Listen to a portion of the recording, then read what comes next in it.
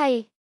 Welcome back to Braille's channel. Para sa pagsisimula ng linggong ito ay panibagong payout schedule po tayong muli para sa mga qualified beneficiaries na naghihintay pa rin ng kanilang social pension. At good news na rin para sa isang lugar na naglabas ng schedule para sa local financial assistance na ibibigay hindi lamang sa mga senior citizens, kundi pati na rin sa kanilang mga PWDs at mga solo parent sa kanilang lugar.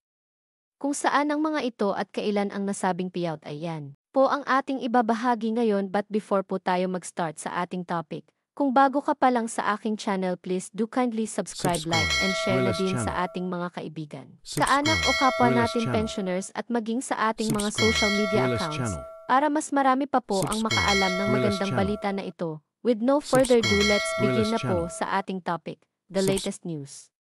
Social pension payout updates as of October 7 of year 2024. At good news PWDs. At solo parent kabilang sa makakatanggap. Saan kaya ito?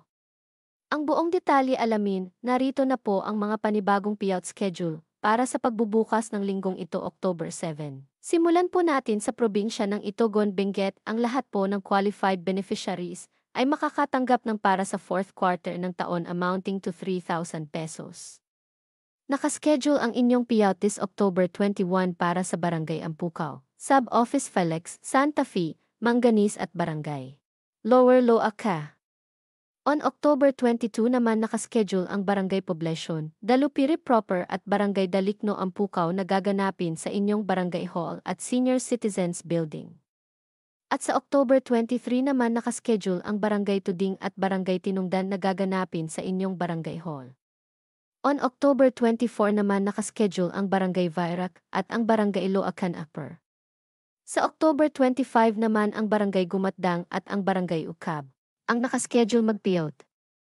At sa panghuli October 28 nakaschedule ang lahat ng unclaimed beneficiaries na gaganapin sa Municipal Gym na mag-start ng 9 to 12 ng tanghali.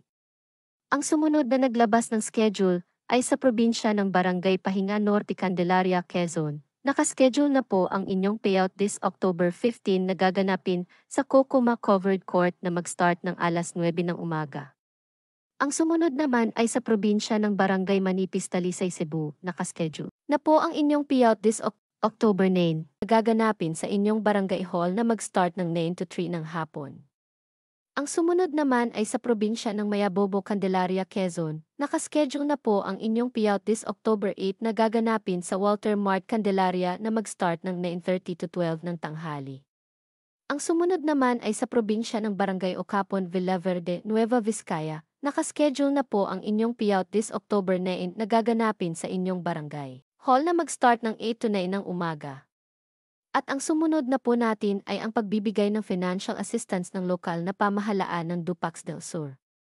Alam niyo po ba na hindi lamang ang mga senior citizens ang kanilang mabibigyan, kundi maging ang mga PWDs at mga solo parent na sakop ng kanilang lugar ay makakatanggap din ng financial assistance. Ito po ay nakaschedule na this October 11 na gaganapin sa inyong barangay gymnasium na mag-start ng alas 10 ng umaga. Dalhin niyo po lamang ang inyong valid IDs at issued senior IDs, PWDs at solo parent IDs. That's it. Ito pa lamang po ang mga naglabas ng payout schedule as of this date. Manatili po kayong nakatutok sa aking channel para sa mga latest payout updates at iba pang impormasyon na para po sa inyo. Marami pong salamat and God bless everyone.